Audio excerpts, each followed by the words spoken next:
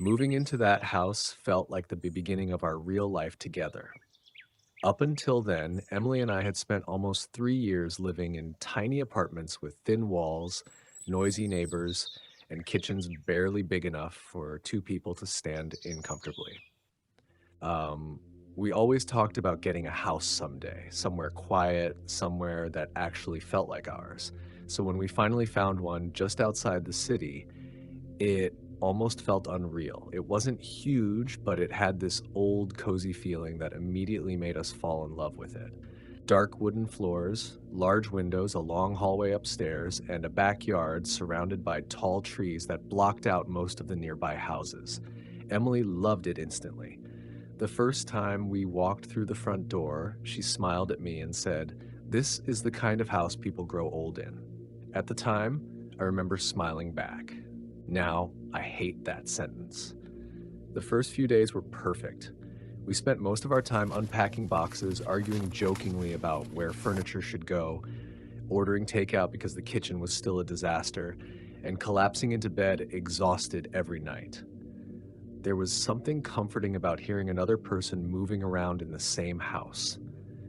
Even simple things felt exciting to us back then. Making coffee in our own kitchen, watching movies in our own living room, falling asleep without hearing traffic outside the windows. For the first time in years, everything felt calm.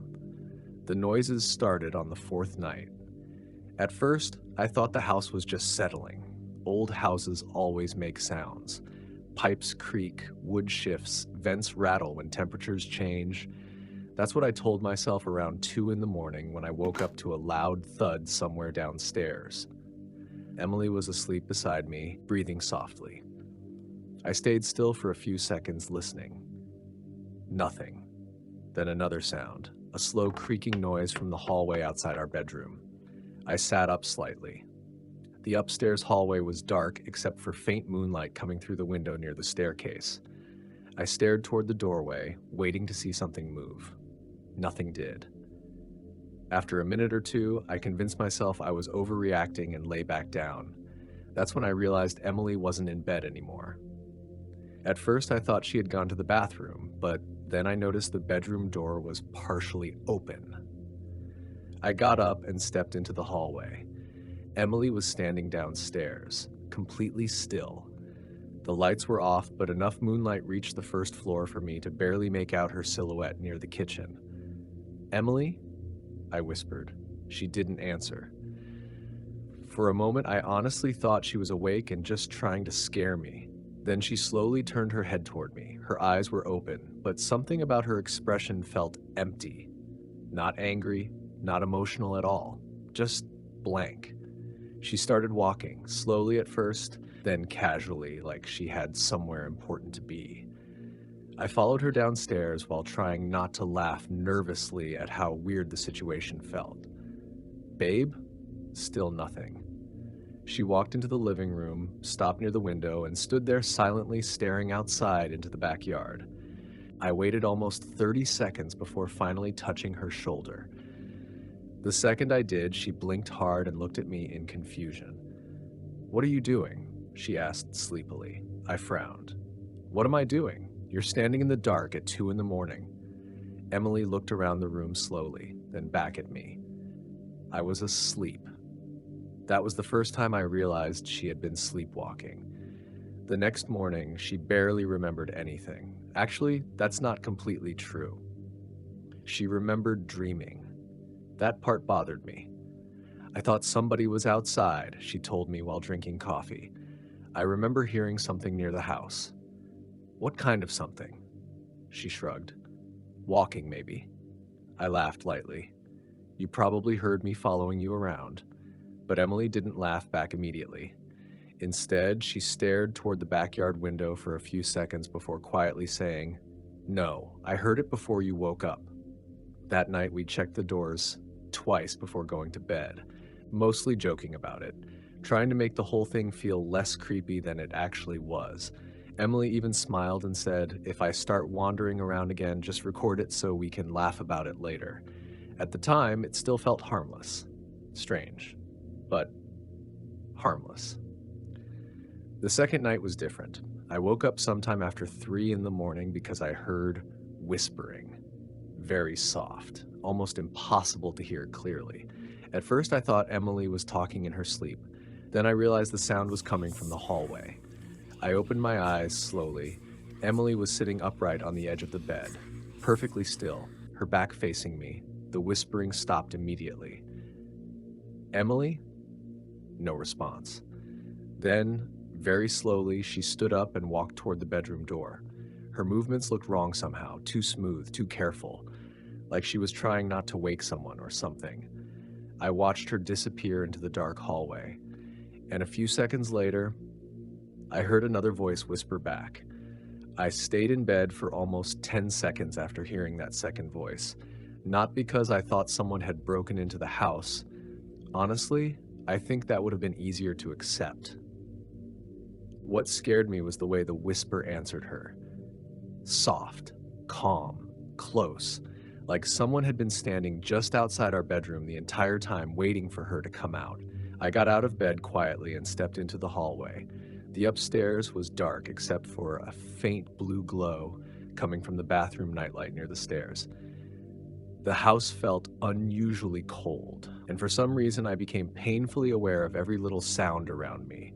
The creaking floorboards under my feet, the wind brushing lightly against the windows downstairs, even my own breathing. Emily? I whispered again. No answer. Then I heard footsteps downstairs. Slow, bare feet against wood. I moved toward the staircase carefully and looked down into the living room. Emily was walking through the house again. But this time was different. The first night she wandered aimlessly like a normal sleepwalker. Now she looked focused, intentional. She moved through the darkness slowly, turning corners without hesitation even though none of the lights were on. At one point, she stopped in the kitchen and tilted her head slightly like she was listening to someone standing beside her. Then she nodded. Actually, nodded. A cold feeling spread through my chest. Emily. This time, I said her name louder. She stopped moving immediately. For a second, everything became completely silent. Then, she slowly turned her head toward me. I still remember her expression perfectly. Her eyes were open wider than normal. Not unnaturally wide, just enough to feel wrong. And her face looked completely emotionless, like she wasn't fully there. Then she smiled. Not warmly, not lovingly, just a small, empty smile that looked disconnected from everything else on her face. And then she walked toward the basement door. That house had an unfinished basement we barely used. We'd only gone down there once after moving in because most of it was empty, except for old shelves and storage space left behind by the previous owners. I watched Emily place her hand on the basement doorknob slowly. Then she whispered something. I couldn't hear all of it, only the last few words. Not yet. Before I could react, she turned away from the basement and calmly walked back upstairs toward me. The closer she got, the more uncomfortable I felt. Not because she looked threatening, because she looked completely unaware of herself, like her body was moving without her. When she reached the top of the stairs, she walked right past me without even looking in my direction. Then she returned to bed and lay down carefully beneath the blanket. A few seconds later, her breathing slowed again, like she had fallen asleep instantly. I didn't sleep for the rest of the night. The next morning, I told her everything. At first, she laughed nervously. You're making it sound like I'm possessed, I smiled weakly. Trust me, it felt creepy enough already. But as I explained the basement part, her expression slowly changed. You sure I said that? Yeah, Emily frowned. That's weird. Why? She hesitated for a moment before answering. Because I had another dream. I felt my stomach tighten slightly. What kind of dream? She stared into her coffee quietly, then said, I dreamed there was someone downstairs. For a few seconds, neither of us spoke. Finally, I forced a laugh. Well, maybe your brain is just turning house noises into dreams. Maybe. But she didn't sound convinced. Over the next few days, things almost returned to normal. Almost. During the daytime, everything felt fine again. We finished unpacking the living room, hung pictures on the walls, even joked about how dramatic we were being over sleepwalking. But nighttime slowly became unbearable. Every evening after set, the atmosphere inside the house changed. The rooms felt darker, quieter, like the entire house was waiting for something. And Emily kept sleepwalking. Each night became stranger than the last.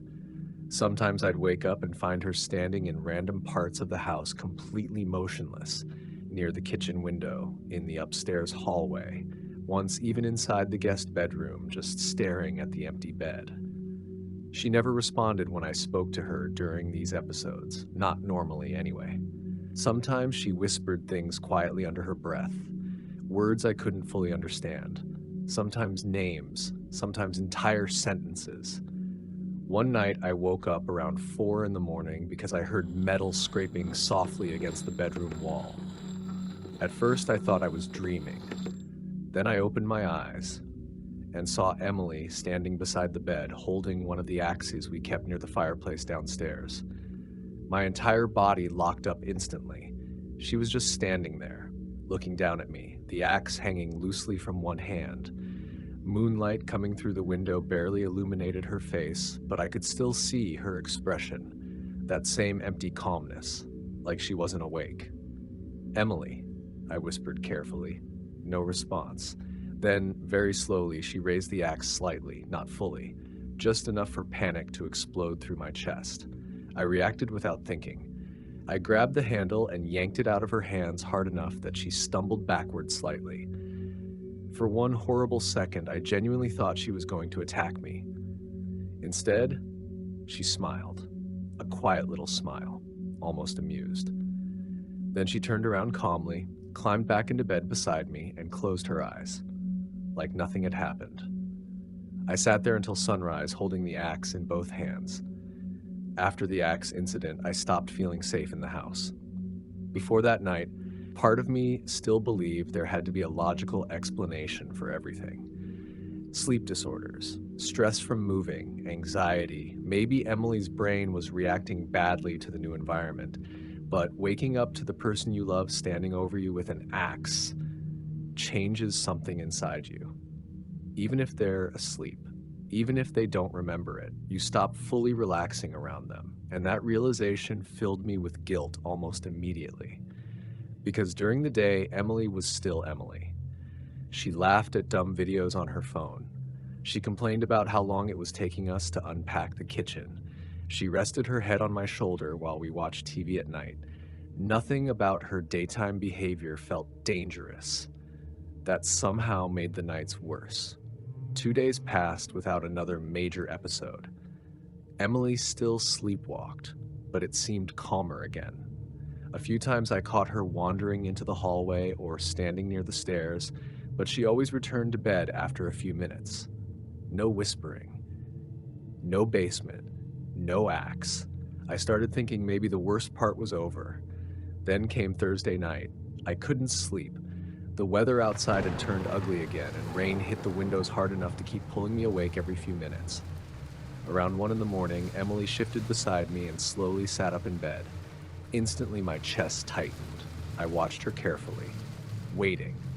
But this time she looked normal, tired, but awake. She noticed me staring and frowned slightly. "What? You okay?"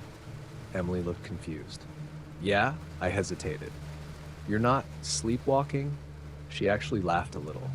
"No, I'm going to the bathroom." The relief I felt was embarrassing. I even smiled at myself after she left the room, realizing how paranoid I'd become over the past week. I lay back against the pillow and listened to her footsteps move down the hallway toward the bathroom. Then the bathroom door closed. A few seconds later, I heard screaming. Not startled screaming, pure terror. The sound ripped through the hallway so violently that I was out of bed before I even fully processed it. Emily's scream echoed through the house again, louder this time, shaking something deep inside me. I sprinted into the hallway and nearly slipped on the hardwood floor while running toward the bathroom. "Emily!" Another scream exploded from behind the door. Then suddenly, silence. I reached the bathroom and shoved the door open so hard it slammed against the wall. Emily was standing at the sink, completely fine. She turned toward me slowly with a confused expression. "What are you doing?" I could barely breathe. "You were screaming." Her face immediately changed. "What?" "You were screaming your head off." Emily stared at me for several seconds, then quietly said, "No, I wasn't." Water dripped slowly from the sink faucet between us. I remember that detail clearly because the silence suddenly felt unbearable. "You seriously didn't hear that?" I asked. Emily shook her head slowly. "You probably dreamed it." I was awake.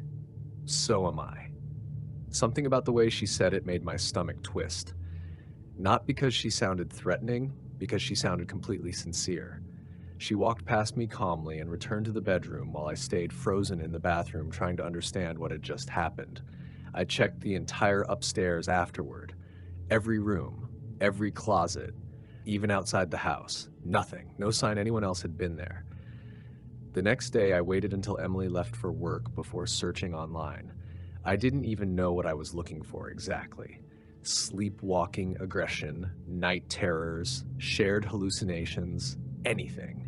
At first, the results were normal medical explanations: stress, trauma, sleep disorders. But the longer I searched, the stranger the results became. Discussion forums, stories from people claiming loved ones changed after moving into certain houses, accounts of people hearing voices before sleepwalking episodes started, and one thing kept appearing over and over again: possession. I remember leaning back from my laptop and actually laughing nervously to myself. It felt ridiculous. I don't believe in ghosts. I never have. But after nearly a week inside that house, logic was becoming harder to hold on to, especially because some of the stories sounded disturbingly familiar. People hearing whispering at night, sudden personality changes, sleepwalking, violent behavior, black eyes. I closed the laptop immediately after reading that last part.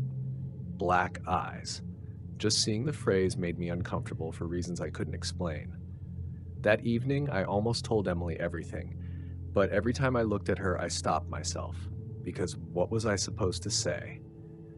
"Hey, I think internet strangers believe you're possessed?" It sounded insane, so instead I pretended everything was normal.